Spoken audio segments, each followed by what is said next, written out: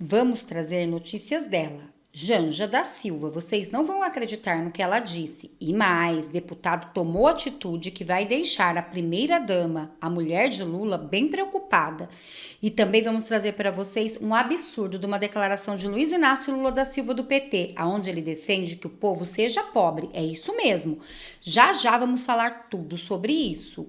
Mas antes de trazer essas e mais outras notícias interessantíssimas para vocês, deixe aqui nos comentários de qual cidade vocês estão falando. Também deixe o seu nome para mim te mandar um oi e um muito obrigado pelo carinho. E o meu muito obrigado de hoje vai para Carlos, do Rio de Janeiro, Petrópolis. Muito obrigado, Carlos, pelo carinho. E sem mais enrolação, vamos às notícias, porque hoje elas prometem incendiar o Brasil e vai deixar vocês, o povo brasileiro, principalmente conservador, chocado diante dessas notícias. Aspas, o PT depende da pobreza para continuar existindo, fecham aspas, diz presidente do Novo. O presidente do Novo, Eduardo Ribeiro, afirmou no domingo, dia 10, que Lula admitiu que o PT depende da pobreza para continuar existindo.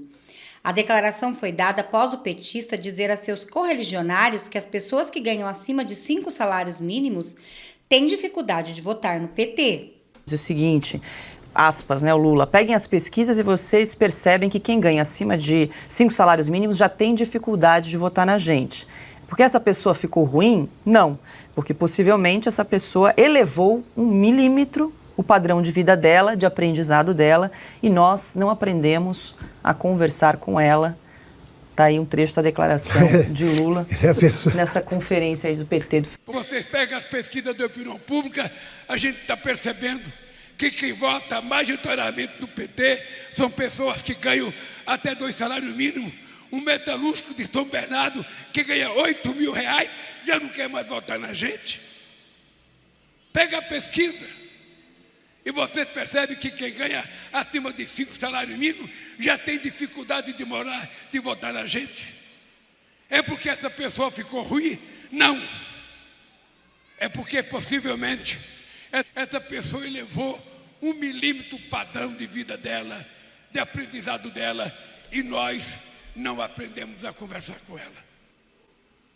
Peraí, gente. Então Lula quis dizer, na verdade ele está diminuindo seus eleitores? Ao que me parece é isso, né? Porque as pessoas que ganham um pouco mais, que melhoram de vida, que têm mais inteligência, segundo ele aqui, não votaria nele. Então, na verdade, ele ainda está diminuindo seus eleitores. Lula não cansa de fazer isto. Além disso, ainda diminui os eleitores que fizeram o L. Eu, graças a Deus, não fiz. E vocês? Mas agora, olhem isso. A pessoa descobriu, porque se informou, o que é o PT. E aí cai fora. Tem toda a razão. Sem a pobreza não existiria PT. Sem a desinformação não existiria o Lula. Verdade. Ele próprio. Ele não seria político, né? Porque se ele aprendesse alguma coisa, ele também não fundaria o PT. Ele saberia que estava fundando uma velharia que no Brasil consegue ainda enganar tanta gente desinformada e pobre. Ele vive da pobreza. Agora, Paulo, o que mais me chamou a atenção foi a nova dupla de Mestre Sala e Porta-Bandeira. Claro, Alckmin e Gleisi, quem diria? E ele é capaz. O Alckmin, se você formar uma escola de samba com as torcidas de futebol, tem suas escolas, se o PT tiver sua escola, ele topa. Qualquer negócio, sempre confiando no fator biológico. Quem sabe não acontece com o Lula o que houve com o Mário Covas quando ele era vice. É isso. Agora, o Lula diz que vai ser uma eleição, uma disputa entre ele e, como diria o Guilherme Fiuza, Bolsonaro. É o Bolsonaro. Toda hora eles falam. Não vive sem o Bolsonaro, o tempo todo falando no Bolsonaro. E já eu vou trazer uma declaração para vocês de Janja da Silva, que vem dando o que falar sobre Bolsonaro. Não percam. Tem 100. Muito simples, faça o teste da Paulista. O Bolsonaro está toda hora aí no meio da multidão. Verdade. O Lula sumiu. Ele fica valente com plateia mestrada, como essa aí. E ele está dizendo o seguinte, vamos procurar, não vamos cair na provocação dos bolsonaristas e vamos atrair outras camadas da sociedade. Ele faz isso rosnando. O tempo todo o Lula está bravo. Ou a vida com a Janja está ruim, ou outra coisa tem de explicar isso aí. Eu não sei porque ele está sempre bravo.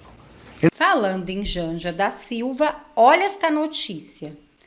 Mário Frias protocola requerimento de informações para que Janja explique sua declaração. Aspas, se tudo der certo, Bolsonaro será preso. É isso mesmo que vocês escutaram. Mas não vai deixar barato não. Janja será investigada, garante deputado.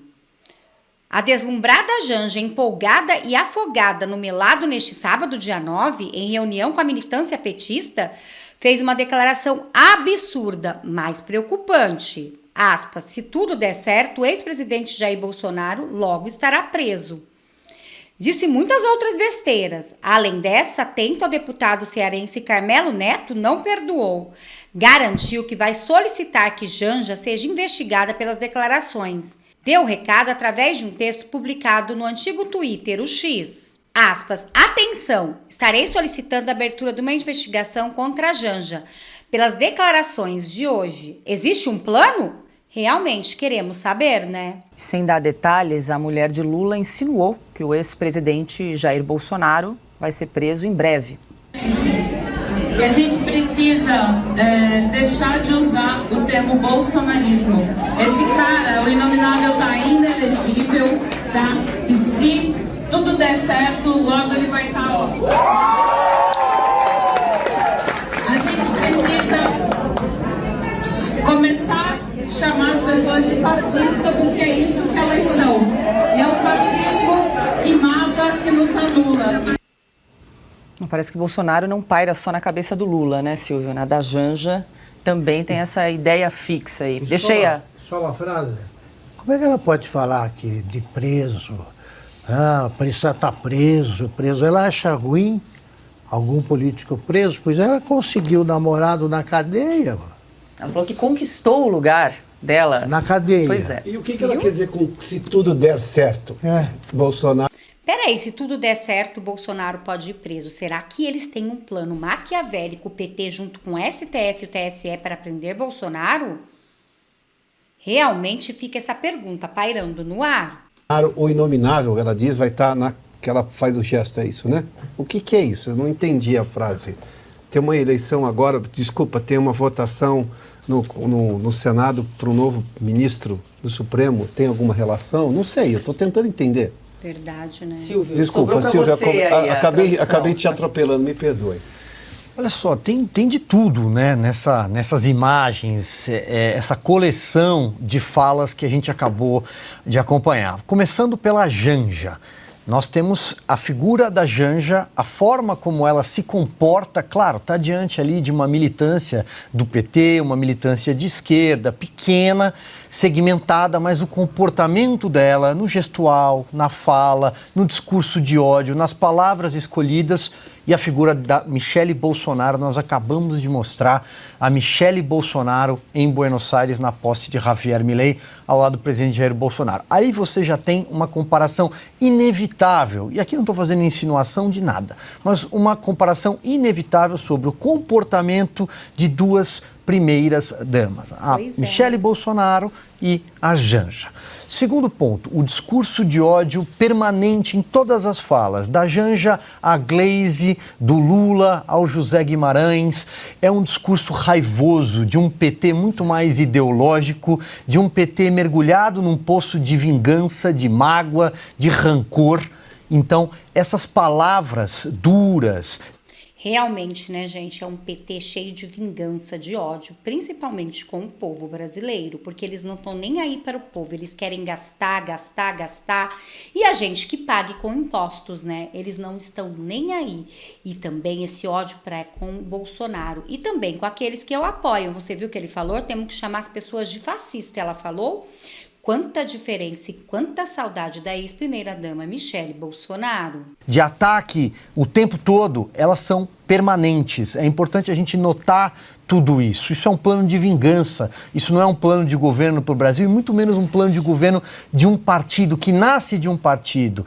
Se nós pegarmos os presidentes do PT desde 1980, a Gleisi é a 11ª, salvo engano, nós vamos passar por figuras que já foram presas, já foram condenadas, mas são figuras que nunca tiveram esse tipo de comportamento.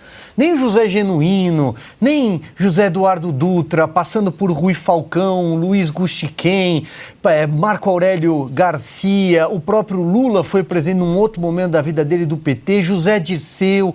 Peraí, esse é o governo do amor? E olha que eles falam que o amor venceu, que a democracia venceu. Que amor é esse que destila tanto ódio, que quer chamar as pessoas de fascista que apoiam Bolsonaro, que não concordam com aqueles que discordam da opinião deles? E que querem permanecer com o povo pobre para que continue votando no PT? Este é o governo de Lula.